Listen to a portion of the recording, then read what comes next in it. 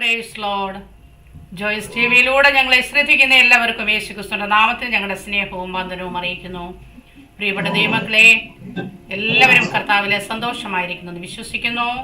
കർത്താവ് എല്ലാ പ്രിയപ്പെട്ടവരെയും ധാരാളം അനുഗ്രഹിക്കട്ടെ. ഞങ്ങളുടെ ചാനലിലൂടെ കടന്നു വരുന്ന സാക്ഷ്യങ്ങളൊക്കെ നിങ്ങൾക്ക് അനുഗ്രഹവും ആത്മീക വർധനവുമാണെന്ന് മനസ്സിലാക്കുന്നു. ഓരോ വ്യക്തികളുടെയും സാക്ഷ്യങ്ങൾ പ്രത്യേകം ഓരോ രീതികളാണല്ലോ. ഓരോ സാക്ഷ്യങ്ങളും നിങ്ങൾക്ക് അനുഗ്രഹമായി തീരട്ടെ.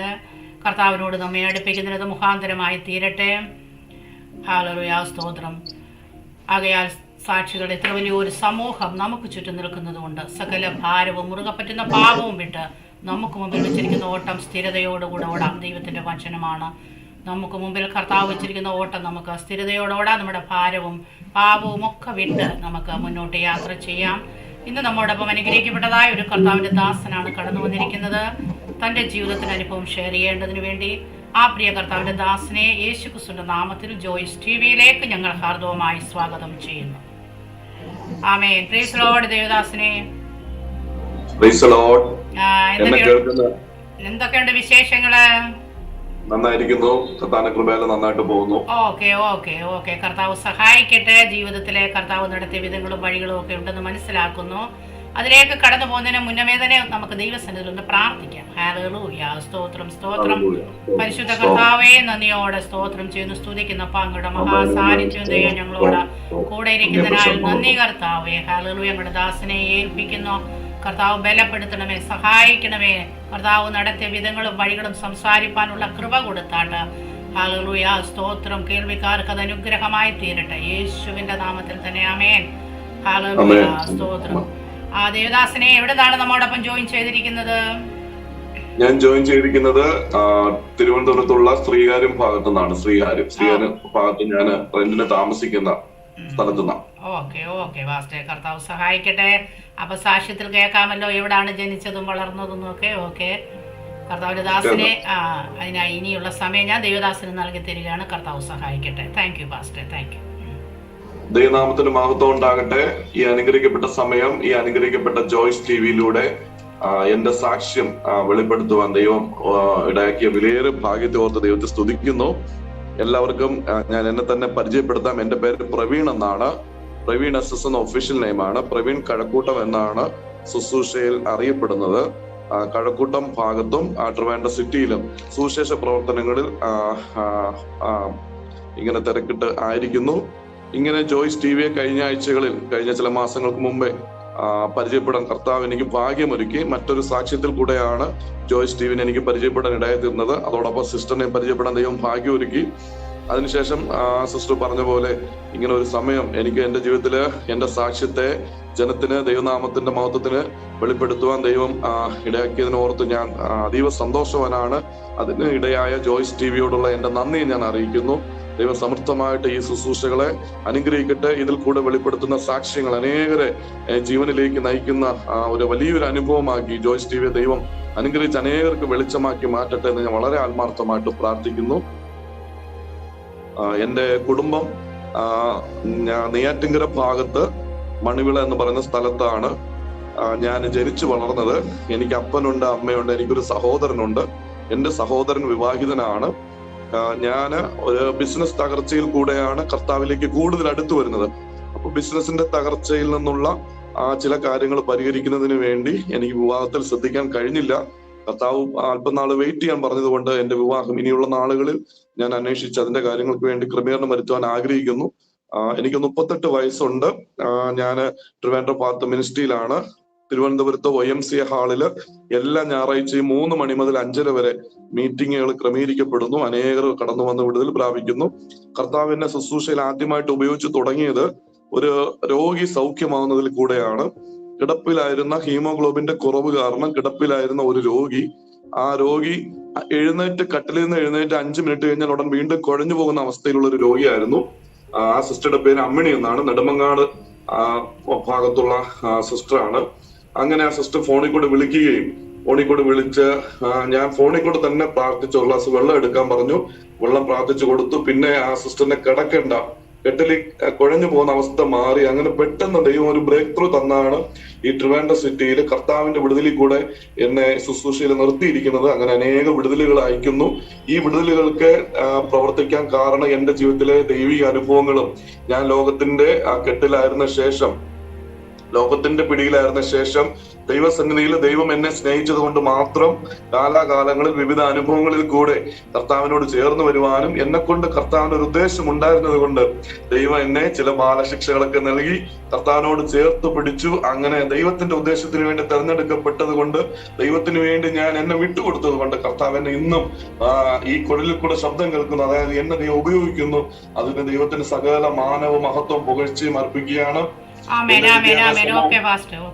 പാസ്റ്ററിന്റെ ബാല്യം മുതൽ ഞങ്ങൾ കേൾക്കാൻ ആഗ്രഹിക്കുന്നുണ്ട്. കർത്താവ് ദൈവദാസൻ അത് തൊട്ട് തുടങ്ങിയിട്ട്. എന്റെ ബാല്യം മുതൽ എന്ന് വെച്ച് കഴിഞ്ഞാല് എന്റെ ചെറുപ്രായത്തില്, അതായത് ഏകദേശം എനിക്ക് 1.5 വയസ്സായപ്പോ എന്റെ മാതാപിതാക്കൾ എന്നെ കർത്താവിന്റെ വേലയ്ക്ക് നേർന്നതാണ് എന്നാണ് എനിക്ക് മനസ്സിലാക്കാൻ കഴിഞ്ഞത്. അമ്മയുടെയും അപ്പനിൽ കൂടെ എനിക്ക് മനസ്സിലാക്കാൻ കഴിഞ്ഞത്. എനിക്ക് 1.5 വയസ്സായപ്പോൾ ഒരിക്കലും വിട്ടുമാറാത്തൊരു രോഗം എന്നെ പിടിവിടാൻ ഇടയായി തീർന്നു. എന്റെ കുടലെല്ലാം അത് റോട്ടണ, അതായത് പഴുത്തിട്ട് അത് മലമായിട്ട് പുറത്തു പോയിരുന്നു, ക്രീമായിട്ട് പുറത്തു പോകുമായിരുന്നു. ഡോക്ടർമാര് SITയും മെഡിക്കൽ കോളേജ് ഭയങ്കരമായ രീതിയിൽ എനിക്ക് എന്നെ ട്രീറ്റ് ചെയ്തിട്ടും എന്നെ രക്ഷിക്കാൻ കഴിഞ്ഞില്ല. ഇവരെല്ലാം എന്നെ കൈവിട്ടു എന്ന അവസ്ഥയിലെത്തി. അവസാനം എന്നെ വീട്ടിൽ കൊണ്ടുപോയി മരിച്ചു പോകുമെന്ന അവസ്ഥയിൽ എത്തിയപ്പോഴാണ് മാതാപിതാക്കൾ തീരുമാനമെടുക്കുന്നത്, ഈ കുഞ്ഞിനെ ഞങ്ങൾക്ക് ജീവനോടെ തന്നു കഴിഞ്ഞാൽ ഈ കുഞ്ഞിനെ ഞങ്ങൾ ദൈവത്തിന് കൊടുക്കുമെന്ന്. അങ്ങനെ പെട്ടെന്നാണ് ഒരു വ്യക്തി പറഞ്ഞത്, നാഗർകോവിലിനടുത്തുള്ള സ്റ്റാൻലി ഹോസ്പിറ്റല്, കുഞ്ഞുങ്ങളെ മാത്രം ട്രീറ്റ് ചെയ്യുന്ന ഒരു ഹോസ്പിറ്റൽ ഉണ്ടായിരുന്നു. ആ ഡോക്ടർ അമേരിക്കയിലെ വിശദമായ പഠനം കഴിഞ്ഞ് 1987-88 നടക്കുന്ന കാര്യമാണ് ഞാൻ പറയുന്നത്, വന്നതേ ഉള്ളൂ. അന്നത്തെ വിദഗ്ധ ചികിത്സ, അദ്ദേഹം പരീക്ഷണാർത്ഥം എന്നെ കണ്ട ഉടൻ അദ്ദേഹത്തിന് എന്നോട് മനസ്സിലിഞ്ഞു. സത്യം പറഞ്ഞാൽ എന്നോട് മനസ്സിലേണ്ട കാര്യമില്ല, കൈവിട്ട കേസാണ്. അദ്ദേഹം എന്നെ ഏകദേശം 6 മാസം കണ്ണാടിക്കൂട്ടിൽ വെച്ച് മെഡിക്കൽ സ്റ്റോറിലെ തുണികളും മെഡിക്കൽ സ്റ്റോറിലെ മെഡിസിനും മാത്രം തന്ന് എന്നെ നിരീക്ഷിച്ചു. തനിക്ക് ലഭിച്ച ആ വിദ്യാഭ്യാസം നല്ല രീതിയിൽ പ്രയോജനപ്പെടുത്തി എന്നെ അത്ഭുതകരമായിട്ട് കർത്താവ് രക്ഷിക്കുവാനിടയായി തീർന്നു. അമേരിക്കയിൽ നിന്ന് മെഡിസിൻ വരുത്തി എന്നെ രക്ഷിച്ചു എന്നാണ് അറിയാൻ കഴിഞ്ഞത്. എനിക്ക് വേണ്ടി പ്രിയപ്പെട്ടവരെ, ഇതിൽ നിന്ന് പോലും ഒരു ദൂത് വെളിപ്പെടട്ടെ. എന്നെ ചെറുപ്രായത്തിൽ രക്ഷിക്കാൻ എനിക്ക് വേണ്ടി ഒരു ഡോക്ടറെ അമേരിക്കയിൽ കൊണ്ടുപോയി പഠിപ്പിച്ചു കൊണ്ടുവന്ന ദൈവം നിങ്ങൾക്ക് വേണ്ടി, നിങ്ങളുടെ ജീവിതത്തിലെ ചെറുതും വലുതുമായ വിഷയങ്ങൾ ഏതായിക്കോട്ടെ, നിങ്ങളുടെ ജീവിതത്തിൽ പ്രശ്നങ്ങൾ ആരംഭിക്കുന്നതിന് മുമ്പ് തന്നെ നിങ്ങൾക്ക് വേണ്ടിയുള്ള പ്രശ്നങ്ങളുടെ ഹല്ലേലൂയ വാതിലുകൾ, അതായത് പ്രശ്നങ്ങൾ മാറാനുള്ള പരിഹാരം ദൈവം ആരംഭിച്ചു കഴിഞ്ഞു എന്നുള്ളതിന്റെ ഏറ്റവും വലിയ തെളിവാണ് എന്റെ കുഞ്ഞു പ്രായത്തെ സാക്ഷി. അങ്ങനെ ഞാൻ വളർന്നു. ഏകദേശം 8, 9, 10 ക്ലാസ്സുകൾ എത്തുമ്പോഴാണ് ജീവിതത്തിൽ ഒരു പരീക്ഷണം നേരിടുന്നത്. 1 മുതൽ 7 വരെ വളരെ മിടുക്കനായി പഠിച്ചു, വളരെ മിടുക്കൻ. ക്ലാസ്സിലെല്ലാം ടീച്ചർമാർക്കെല്ലാം വളരെ അത്ഭുതമായ ഒരു കുഞ്ഞായിരുന്നു. 8, 9 ക്ലാസ്സുകളിൽ മറ്റൊരു സ്കൂളിൽ ചേർത്തപ്പോൾ ലോകത്തിലെ മറ്റുള്ള ചായ്വുകളിലേക്ക്, കൂട്ടുകാരിലേക്ക് ഞാൻ അറിയാതെ പെട്ടുപോകാനിടയായി തീർന്നു. കൂട്ടുകാർ പെട്ടപ്പോൾ പ്രാർത്ഥിച്ചു വന്നുകൊണ്ടിരുന്ന ആത്മീക ചിന്താഗതികളൊക്കെ മാറി. ലോകം എന്നെ ചെറിയ രീതിയിൽ സ്വാധീനിച്ചു. എനിക്ക് എങ്ങനെ മുന്നോട്ട് പോകണമെന്ന് അറിയാതെ ഞാൻ ഒരു കൺഫ്യൂഷൻ സ്റ്റേജിലാകുന്ന ഒരു അവസ്ഥയിൽ കൂടെ ആയിരുന്നു ഞാൻ കടന്നുപോയത്. അങ്ങനെ 8, 9, 10 ക്ലാസ്സുകളിൽ പഠിക്കുമ്പോൾ ഞാൻ ബൈബിൾ വായിക്കും. ദൈവം എന്നോട് സംസാരിക്കുന്നതൊക്കെ എനിക്കറിയാം. ഞാൻ ഏറ്റവും കൂടുതൽ വായിച്ചിരുന്നത് സദൃശ്യവാക്യങ്ങളാണ്. സദൃശ്യവാക്യങ്ങൾ എന്നെ ഭയങ്കരമായിട്ട് സ്വാധീനിക്കുന്നതായിട്ട് തോന്നി.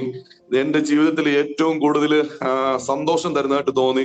ചില അപകടങ്ങളിൽ നിന്ന് എന്നെ സൂക്ഷിക്കുന്നതായിട്ട് തോന്നി. ചില സങ്കീർത്തന ഭാഗങ്ങൾ എനിക്ക് ധൈര്യം പകർന്നതായിട്ട് തോന്നി. ദൈവം എന്നോട് ഇടപെടുന്നു എന്നൊക്കെ എനിക്ക് തോന്നി. ഏറ്റവും വലിയൊരു പരീക്ഷണം വന്നത് 10ാം ക്ലാസ്സിലാണ്.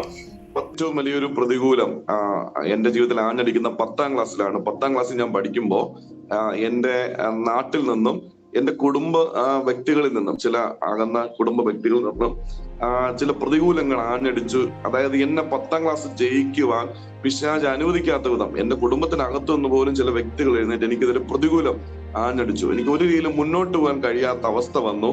ആ സമയത്ത് മറ്റാരിലും ആശ്രയിക്കാൻ കഴിയാത്ത ഒരവസ്ഥ എനിക്ക് വന്നു. മനുഷ്യരിൽ ആശ്രയിച്ചാൽ ഫലമില്ല എന്നൊരവസ്ഥ വന്നപ്പോൾ ഞാൻ ദൈവത്തിൽ കൂടുതൽ അങ്ങ് ആശ്രയിക്കാൻ ഇടയായി തീർന്നു. അങ്ങനെയാണ് 10ാം ക്ലാസ് ദൈവമാണ് എന്നെ ജയിപ്പിക്കുന്നത്. ഞാൻ ദൈവത്തോടൊരു തീരുമാനം എടുത്തിരുന്നു. പലപ്പോഴും അമ്മയപ്പൻ എന്നോട് പറയും, മോനെ നീ ദൈവത്തിന്റെ വേലയ്ക്കുള്ളതാ, നീ കർത്താവിന്റെ വേലയ്ക്കുള്ളതാന്ന് എന്നോട് പറയുമെങ്കിലും അന്നത്തെ സാഹചര്യം എനിക്ക് ഭയങ്കര ഷെയിമായിരുന്നു. കർത്താവിന്റെ വേല ചെയ്യുക എന്ന് പറയുന്നത് വളരെ നാണക്കേട് തോന്നിപ്പിക്കുന്ന ഒരു പ്രവൃത്തിയായിരുന്നു. അങ്ങനെയായിരുന്നു നമ്മുടെ ചുറ്റുപാടുമുള്ള ചൊല്ലുകളും പറച്ചിലുകളും. പക്ഷേ ഞാൻ യേശുവിനെ അറിഞ്ഞപ്പോ ഇന്ന് ഞാൻ ചിന്തിക്കുന്നു, എനിക്ക് കുറച്ചുകൂടെ നേരത്തെ ഒരു 10-20 വർഷം മുമ്പ് എനിക്ക് കർത്താവിന് കൂടുതൽ അടുത്തിറങ്ങി കഴിഞ്ഞെങ്കിൽ എന്ന് ഇന്ന് ഞാൻ ചിന്തിക്കുന്നു. ഞാൻ പറഞ്ഞു വന്ന വിഷയം, അന്ന് 10ാം ക്ലാസ്സിൽ ഞാൻ തീരുമാനമെടുത്ത്, കർത്താവെ എന്റെ പ്രതികൂലങ്ങൾ മാറി, എന്റെ നിന്ന മാറി. 10ാം ക്ലാസ്സിൽ തോറ്റ അപമാനമാണ് അന്നത്തെ കാലഘട്ടം വെച്ച് നോക്കുമ്പോൾ. 10ാം ക്ലാസ് ജയിച്ചാൽ ഞാൻ സെമിനാരിയിലേക്ക് പോയി എന്റെ വേദപഠനം ആരംഭിക്കാമെന്ന് ഞാൻ തീരുമാനമെടുത്തു. ദൈവം അത്ഭുതകരമായി എന്നെ 10ാം ക്ലാസ് ജയിപ്പിച്ചു. സത്യം പറഞ്ഞാല് വളരെ നല്ലവണ്ണം പഠിച്ചുകൊണ്ടൊന്നും അല്ല പോയത്, പക്ഷെ നല്ല 2nd ക്ലാസ്സിൽ അധികം മാർക്ക് തന്ന് കർത്താവ് എന്നെ മാനിച്ച് നല്ല ഭംഗിയായിട്ട് എന്നെ 10ാം ക്ലാസ് ജയിപ്പിക്കാൻ ഇടയായി തീർന്നു. അങ്ങനെ ഞാൻ സെമിനാരിയിലേക്ക് പോകുന്നു. 3 വർഷം BTH എടുക്കുന്നു. ഷാരോൺ ബൈബിൾ കോളേജ് തിരുവല്ലയിലാണ് 2004 മുതൽ 2007 വരെ പഠിച്ചത്. അതിനുശേഷം എന്ത് ചെയ്യണമെന്നറിയാതെ വീണ്ടും ഞാൻ പ്രാർത്ഥിച്ചുകൊണ്ടിരുന്നു. ദൈവം അടുത്ത സെമിനാരിയിൽ, ന്യൂ ലൈഫ് ബിബ്ലിക്കൽ സെമിനാരി ആയൂരില് 2007 മുതൽ 2010 വരെ പഠിക്കുവാൻ ദൈവം ഭാഗ്യം തന്നു. അതിനുശേഷം 2010-11 കാലഘട്ടത്തില് ദൈവം എനിക്ക് തന്ന ഒരു അവസരമാണ് Marthoma hospital guidance counselling centre, മുറിഞ്ഞപാലത്തില് പഴയ റോഡ്, നമ്മളിങ്ങനെ മെഡിക്കൽ കോളേജിലേക്ക് വരുന്ന ഭാഗത്തുള്ള കൗൺസിലിംഗ് സെന്ററിലെ കൗൺസിലിംഗ് കോഴ്സ്, സെറാംപൂറിന്റെ കോഴ്സ് പഠിക്കാൻ കർത്താവ് എനിക്ക് ഭാഗ്യം തന്നു. അതും കൂടെ പഠിച്ചപ്പോൾ ആളുകളോട് കൂടുതൽ ഇടപെടാനും തുറന്ന മനസ്സോട് സംസാരിക്കാനും പ്രശ്നങ്ങളെ കേൾക്കാനും ക്ഷമയോടെ കേട്ടിരുന്ന് അവർക്ക് വേണ്ടി പ്രാർത്ഥിക്കാനും എല്ലാം ദൈവം എനിക്ക് കൃപ തന്നു. ഈ പഠനങ്ങൾക്ക് ശേഷം അനേക ചർച്ചുകളിൽ, ട്രിവാൻഡ്രം സിറ്റിയിലുള്ള അനേക ചർച്ചുകളിൽ അസിസ്റ്റന്റ് ആയിട്ടും പല രീതിയിലും പ്രവർത്തിക്കാൻ കർത്താവ് എനിക്ക് ഭാഗ്യം തന്നു. തൃശ്ശൂര്, എറണാകുളം തുടങ്ങിയ അനേകം മിഷൻ ഫീൽഡുകളിൽ വർക്ക് ചെയ്യാൻ ദൈവം എനിക്ക് ഭാഗ്യം തന്നു. കർത്താവ് എന്നെ ഒത്തിരി മാനിച്ചു, എന്നെ പടിപ്പടിയായിട്ട് കൊണ്ടുവന്നു.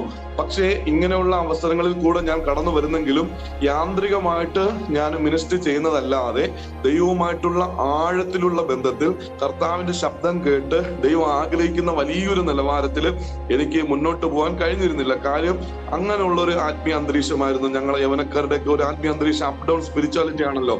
നമ്മളൊരു ആവശ്യം വരുമ്പോൾ ദൈവത്തോട് അടുക്കും, പിന്നെ നമുക്ക് ദൈവത്തോട് വലിയൊരു അറ്റാച്ച്മെന്റ് വെക്കത്തില്ല. പക്ഷേ കർത്താവിന് എന്നെ കൊണ്ട് ദൈവത്തോട് കൂടുതൽ അടുപ്പിക്കണം എന്നുള്ളൊരു ഉദ്ദേശമുള്ളത് കൊണ്ട് എന്നെ ചില വിഷയങ്ങളിൽ കർത്താവ് അനുവദിക്കുകയും ഞാനൊരു ബിസിനസ്സിലേക്ക് സ്റ്റെപ്പ് വയ്ക്കാനിടയായി തീർന്നു.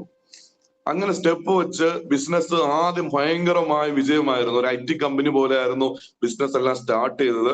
ഭയങ്കരമായ വിജയമായിരുന്നു. ഇഷ്ടംപോലെ സാമ്പത്തികം കൈ വന്നു. ആ ചെറുപ്രായത്തിൽ എനിക്ക് സാമ്പത്തികം മാനേജ് ചെയ്യാൻ അറിയത്തില്ലായിരുന്നു. എങ്ങനെയാണ് സാമ്പത്തികം പരിപാലിക്കുന്നത്, സേവ് ചെയ്ത് സൂക്ഷിക്കണം, ഭാവിയിലേക്ക് വേണ്ട ഒരു കരുതൽ വേണം, അല്ലെങ്കിൽ എന്തെങ്കിലും വൈസായിട്ട് ഇൻവെസ്റ്റ് ചെയ്യണം എന്നുള്ള ഒരു ചിന്തയൊന്നും ഇല്ല. കിട്ടുന്നതും ചെലവഴിക്കാം, പിന്നെ വരുമല്ലോ അത് പിന്നെ ചെലവഴിക്കാം, അങ്ങനെ ഒരു ചിന്താഗതിയായിരുന്നു. പക്ഷേ പെട്ടെന്ന് അടിയൊഴുക്കുകളിൽ കൂടെ എന്റെ സാമ്പത്തികമായ വരവ് നിന്നതുകൊണ്ട് ഞാൻ എന്റെ നിലനിൽപ്പിന് വേണ്ടി കടം വാങ്ങി ചെലവഴിപ്പാൻ ഇടയായി തീർന്നു. അങ്ങനെ വലിയൊരു ഭാരിച്ച ബാധ്യത എന്റെ ജീവിതത്തിലേക്ക് വന്നു. അങ്ങനെയാണ് ഞാൻ ദൈവത്തോട് ഭയങ്കരമായ ഒരു നിലവിളിയിലേക്ക് ഞാൻ അടുത്തു വരുന്നതും. ദൈവം ആ പ്രശ്നങ്ങളെ പരിഹരിച്ച് കർത്താവിനോട് എന്നെ കൂടുതൽ അടുപ്പിക്കുകയും ഏത് പ്രശ്നം ജീവിതത്തിൽ വന്നാലും, എത്ര മുങ്ങിപ്പോകുന്ന പ്രശ്നം ജീവിതത്തിൽ വന്നാലും, എത്ര പിടിച്ചു നിൽക്കാൻ പറ്റാത്ത പ്രശ്നം ജീവിതത്തിൽ അനുവദിക്കപ്പെട്ടാലും അതിലെല്ലാം ദൈവം നമ്മളോട് കൂടെയുണ്ട്.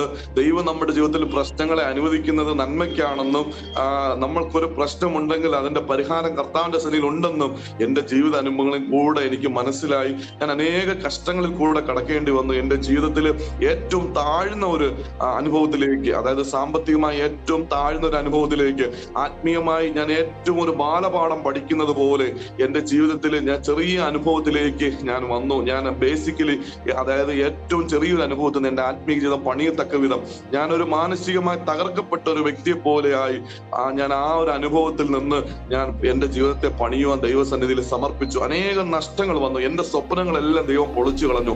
എന്റെ ആഗ്രഹങ്ങളെല്ലാം ദൈവം പൊളിച്ചു കളഞ്ഞു. അതായത് ദൈവഹിതമല്ലാത്ത ആഗ്രഹങ്ങൾ പലപ്പോഴും അപകടത്തിലേക്കും മരണത്തിലേക്കും കൊണ്ടുപോകുമെന്ന് ദൈവം എന്നെ പഠിപ്പിച്ചു. ദൈവഹിതമില്ലാത്ത ചില ആഗ്രഹങ്ങൾ അത് നമ്മുടെ ജീവിതത്തിൽ ദൈവം പൊളിച്ചു കളയുന്നത് ദൈവം നമ്മളെ പ്രൊട്ടക്ട് ചെയ്യാനാണ്, അല്ലെങ്കിൽ ദൈവം നമ്മളെ സൂക്ഷിക്കാനാണെന്ന് വലിയ നമ്മുടെ കണ്ണുകളിൽ കാണാത്ത, നമ്മുടെ ചിന്തകളിൽ നമുക്ക് മനസ്സിലാക്കാൻ കഴിയാത്ത വലിയ അപകടങ്ങളിൽ നിന്ന്, മറഞ്ഞിരിക്കുന്ന അപകടങ്ങളിൽ നിന്ന് നമ്മളെ സൂക്ഷിക്കാനാണ് ചില ചെറിയ അനർത്ഥങ്ങളും ചെറിയ അപകടങ്ങളും നമ്മുടെ ജീവിതത്തിൽ വരുന്നതെന്ന് കർത്താവ് എനിക്ക് മനസ്സിലാക്കി തന്നു. അങ്ങനെ നഷ്ടപ്പെട്ട ബിസിനസിന്റെ അനുഭവങ്ങളെല്ലാം ഞാന് തിരികെ പിടിക്കാൻ നോക്കിയെങ്കിലും മാനുഷികമായിട്ട് എനിക്ക് കഴിഞ്ഞില്ല. കാരണം ഒരു വശത്ത് ജീവിക്കേണ്ട ഒരു ആവശ്യം കൂടെ ഉണ്ടായിരുന്നു, സാമ്പത്തികമായിട്ടുള്ള ആവശ്യം കൂടെ ഉണ്ടായിരുന്നുകൊണ്ട് ലോകത്തിന്റെ വഴിയിലേക്ക് എന്റെ ബുദ്ധി കടന്നുപോയത്, അത് സത്യം പറഞ്ഞാൽ ദൈവത്തിലുള്ള അമിത ആശ്രയം ഇല്ലാതെ പോയത് എന്റെ ജീവിതത്തിൽ വലിയൊരു പരാജയമായി പോയി. ഞാൻ ദൈവത്തെ ഒരു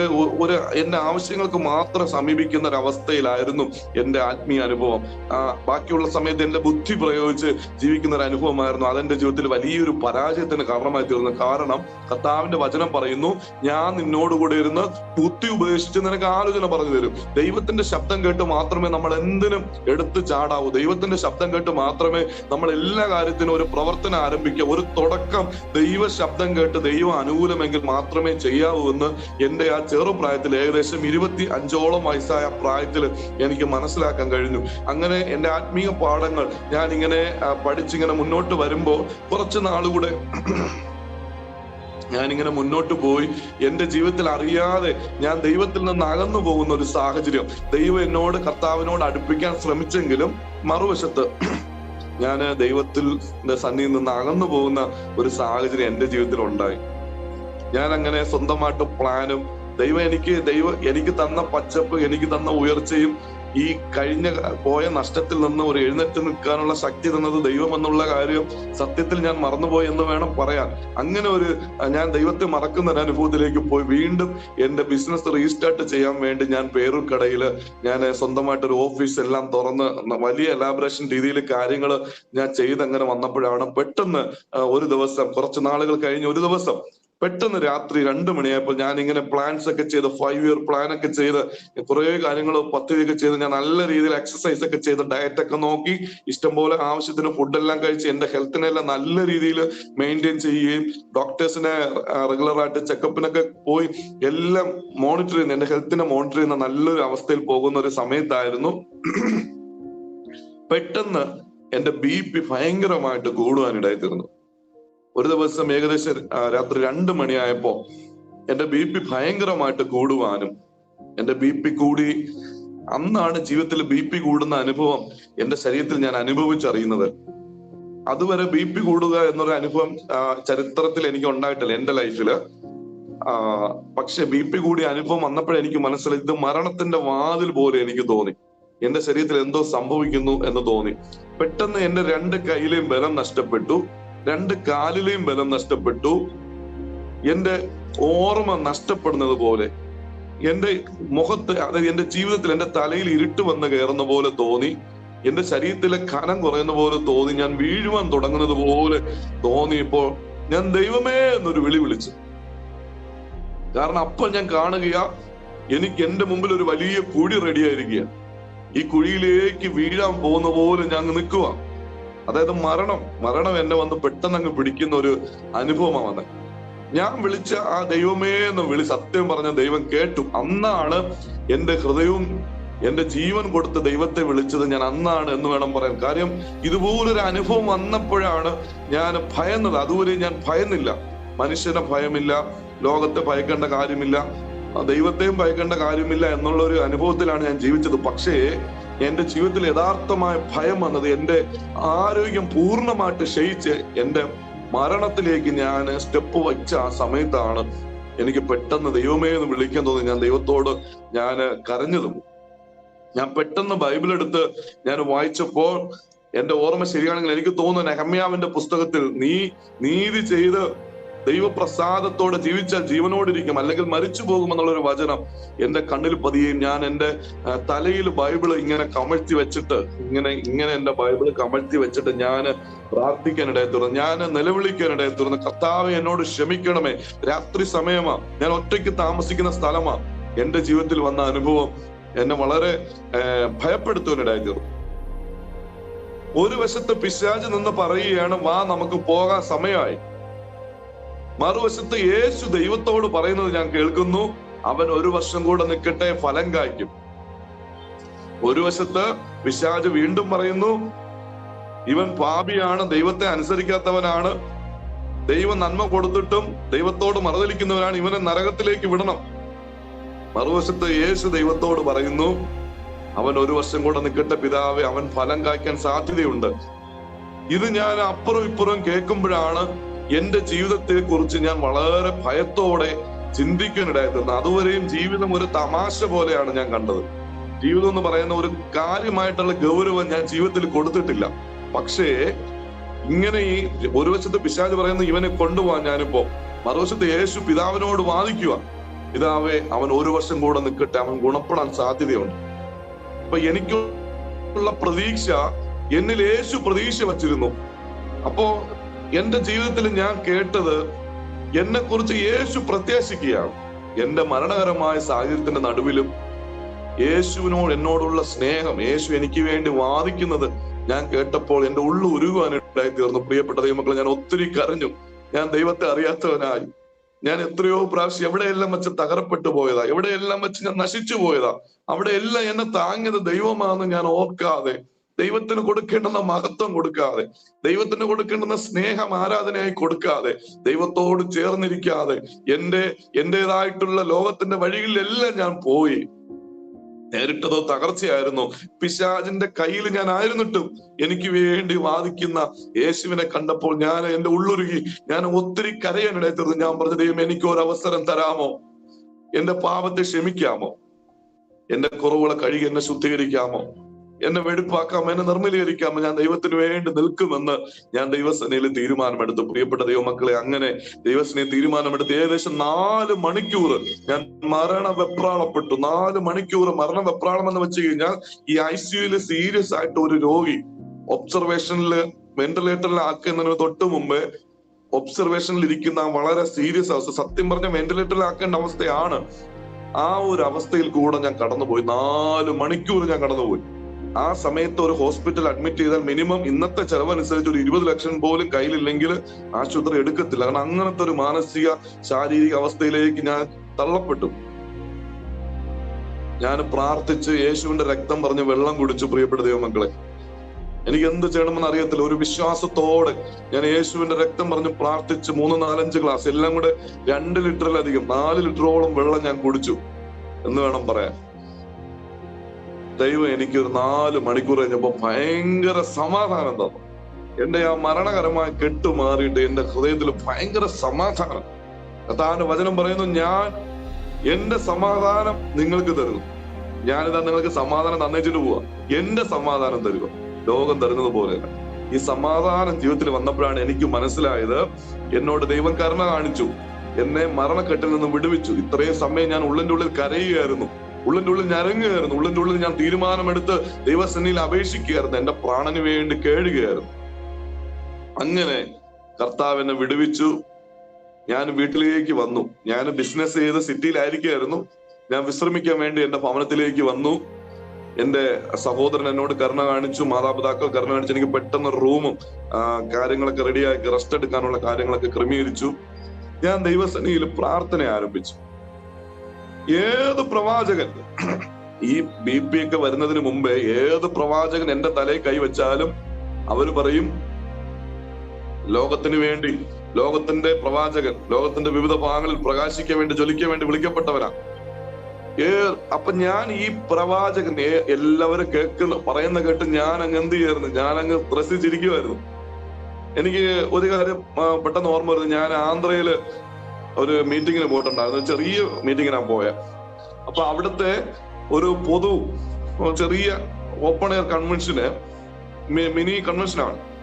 ഞങ്ങൾ പ്രസംഗിച്ചുകൊണ്ടിരുന്നപ്പോ ആ പ്രസംഗം കേട്ടിട്ട് അവിടുത്തെ ഒരു സിസ്റ്ററും കുഞ്ഞുങ്ങളും, ഈ പ്രസംഗിക്കുന്ന യേശുവിനെ ഞങ്ങൾക്ക് വേണം എന്ന് പറഞ്ഞിട്ട് അവിടെ അവരുടെ വീട്ടിലുണ്ടായിരുന്ന വിഗ്രഹങ്ങളെല്ലാം എടുത്ത് ചാക്കിൽ കെട്ടിക്കൊണ്ട് നട റോട്ടിൽ കളഞ്ഞു. ഈ പ്രസംഗിക്കുന്ന യേശുവിന് വേണമെന്ന് പറഞ്ഞു. ആ ഭവനത്തിലുള്ള ഏകദേശം 4ഓളം വ്യക്തികൾ, എന്റെ ഓർമ്മ ശരിയാണെങ്കിൽ, അന്ന് രക്ഷിക്കപ്പെട്ടു. ഈ മെസ്സേജ് കേട്ടിട്ട് ഞങ്ങളുടെ അന്നത്തെ കൺവെൻഷൻ കഴിഞ്ഞ് ഈ വീട്ടിൽ ചെന്ന് പ്രാർത്ഥിച്ച് അവരെ ബ്ലസ് ചെയ്തിട്ടാണ് ഞങ്ങൾ പോകുന്നത്. അപ്പൊ ഞാൻ ചിന്തിച്ചു, ഇതേപോലെ കുറെ പ്രവർത്തികൾ കർത്താവ് എന്നിൽ കൂടെ ചെയ്തു, ഇടയ്ക്ക് കുറച്ച് ട്രാക്ട് ഒക്കെ കൊടുക്കാൻ വല്ലപ്പോഴും പോകും. ഞാൻ ചിന്തിച്ചിരുന്ന എന്റെ ജീവിതത്തില് ഭയങ്കരമായ മുത്തുക്കളാൽ എനിക്കുള്ള നിത്യകിരീടം ഒരുങ്ങിക്കഴിഞ്ഞു എന്ന് പറഞ്ഞ് ഞാൻ എന്റെ ആത്മീയ ജീവിതം വലിയ ഗൗരവമായിട്ട് എടുക്കാതെ ജീവിക്കുകയായിരുന്നു. പക്ഷെ ദൈവം ആഗ്രഹിച്ചത് കുറച്ചുകൂടെ കർത്താവിനോട് അടുത്ത് വരിക, കുറച്ചുകൂടെ ദൈവത്തോട് അടുത്ത് വരിക, കുറച്ചുകൂടെ ദൈവത്തോട് പറ്റിച്ചേർന്ന് ജീവിക്കുക എന്നൊരു ആത്മീയ അനുഭവത്തിലാണ് ദൈവം എന്നെ കുറിച്ച് പ്രതീക്ഷിച്ചത്. അങ്ങനെ എന്റെ ജീവിതത്തിൽ ഇങ്ങനെ BP കൂടിയ അനുഭവം വന്നതുകൊണ്ട്, പെട്ടെന്ന് മരണകരമായ ഒരു അനുഭവം വന്നതുകൊണ്ട് ഞാൻ ആത്മീയ ജീവിതത്തിൽ എനിക്കൊരു കൺഫ്യൂഷൻ വന്നു.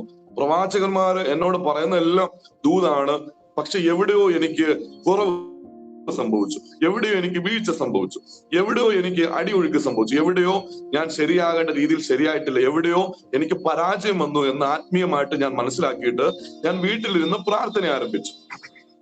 ഞാൻ പറഞ്ഞു, ദൈവമേ, പ്രവാചകന്മാർ സംസാരിക്കുന്നത് എനിക്ക് ഇഷ്ടമാണ്, പക്ഷേ ഞാൻ ഏറ്റവും കൂടുതൽ ഇഷ്ടപ്പെടുന്നത് ദൈവം എന്നോട് സംസാരിക്കുന്നതാണ്. ഇന്ന് ദൈവത്തിന്റെ ശബ്ദം കേൾക്കാതെ ഞാൻ എഴുന്നേൽക്കത്തില്ലെന്ന് പറഞ്ഞു. ഞാൻ പ്രാർത്ഥന ആരംഭിച്ചു. ഞാൻ ദൈവത്തോട് ചോദിച്ചു, കർത്താവ്, എന്തുകൊണ്ടാണ് എനിക്ക് ഇങ്ങനെ ഒരു BP കൂടി അനുഭവം വന്നത്? എനിക്ക് എവിടെയാ പരാജയം? അപ്പച്ച, ഈ വിഷയവുമായിട്ട് ബന്ധപ്പെട്ട് ദൈവം എന്നോട് സംസാരിച്ചില്ലെങ്കിൽ ഞാൻ തോറ്റുപോകും, ഞാൻ പരാജയപ്പെട്ടു പോകും. ഇനി ഞാൻ മുന്നോട്ട് പോകുമ്പോൾ ഒരു പക്ഷെ എനിക്ക് മരണം വരെ സംഭവിക്കാൻ. കർത്താവെ, ദൈവം എന്നോട് പറയപ്പച്ച, എനിക്ക് എവിടെയാ പരാജയം എന്ന്, ഞാൻ എവിടെയാ തോറ്റുപോയി, എന്റെ ജീവിതത്തിലെ കുറവുകൾ എന്തൊക്കെയാ, ഞാൻ എവിടെയാ ശരിയാകേണ്ടത്, ഞാൻ എങ്ങനെയാ മുന്നോട്ട് പോകേണ്ടത്, ഏതൊക്കെ കാര്യങ്ങളിലാണ് ഞാൻ എന്നെ തന്നെ ബിൽഡ് ചെയ്യേണ്ടത്, ആത്മീയമായിട്ട് ദൈവം ആഗ്രഹിക്കുന്ന രീതിയിൽ മുന്നോട്ട് പോകാൻ ഞാൻ എന്നെ എങ്ങനെയൊക്കെയാ പണിയേണ്ട, കർത്താവെ എന്നെ പഠിപ്പിക്കണമേ എന്ന് പറഞ്ഞ് ഞാൻ വളരെ താഴ്മയോടെ ഞാൻ ദൈവസന്നിധിയിൽ പ്രാർത്ഥിച്ചു. അങ്ങനെ പ്രാർത്ഥിച്ച് മുന്നോട്ട് പോയ സമയത്തിൽ, പ്രിയപ്പെട്ട ദൈവമക്കളെ, ഞാൻ ദൈവത്തോട് ചോദിച്ചു, എന്താ പറ്റിയത്, എനിക്ക് എന്താ പറ്റിയത്, ദൈവം എനിക്ക് വെളിപ്പെടുത്തി തരണം, എന്നോട് സംസാരിക്കണമേ എന്ന് പറഞ്ഞ് എന്ത് ചെയ്തു, ഞാൻ വളരെ ഭയത്തോടെ പ്രാർത്ഥിച്ചു. പ്രിയപ്പെട്ട ദൈവമക്കളെ, അങ്ങനെ പെട്ടെന്ന് ദൈവം എന്റെ ആത്മാവിനെ, ഞാൻ പ്രാർത്ഥിച്ചുകൊണ്ടിരിക്കുകയാണ്. ആദ്യ സമയത്ത് പിശാച് പ്രാർത്ഥിക്കാൻ ഒന്നും അനുവദിച്ചില്ല, ഭയങ്കരമായ ക്ഷീണമൊക്കെ കൊണ്ടുവന്നെങ്കിലും ഞാൻ ഉറച്ചൊരു തീരുമാനമെടുത്തു, ഇന്ന് ദൈവശബ്ദം കേട്ടിട്ട് മാത്രമേ ദൈവത്തിന്റെ ഒരു ഇന്റർവെൻഷൻ എനിക്ക് കിട്ടിയിട്ടേ ഞാൻ എഴുന്നേൽക്കത്തുള്ളൂ എന്ന് പറഞ്ഞ് ഞാൻ മുട്ടിന്മേൽ നിന്ന് കരയാൻ തുടങ്ങി. ദൈവം പെട്ടെന്ന് എന്റെ ആത്മാവിനെ ഒരു വീതിയിൽ ഇങ്ങനെ കൊണ്ടുപോവുക. ഒരു അരണ്ട വെളിച്ചമുള്ള വീതിയാണ്. ഉദാഹരണം പറഞ്ഞാൽ, പന്തം കൊളുത്തി രണ്ട് വശത്തും വച്ചിരുന്നാൽ എങ്ങനെയാണോ വെളിച്ചം കിട്ടുന്നത്, അതുപോലെ അരണ്ട വെളിച്ചമുള്ള ഒരു സ്ഥലം. ഒരു ശുഭ്രമായ നല്ലൊരു വീതി എന്ന് തോന്നും വിധം നല്ലൊരു വീതി എന്ന് തോന്നും. ആ വീതിയിൽ കൂടെ ഞാൻ ഇങ്ങനെ പോവുക. ഈ വീതി ഏകദേശം 100 മീറ്റർ പോകണ്ട.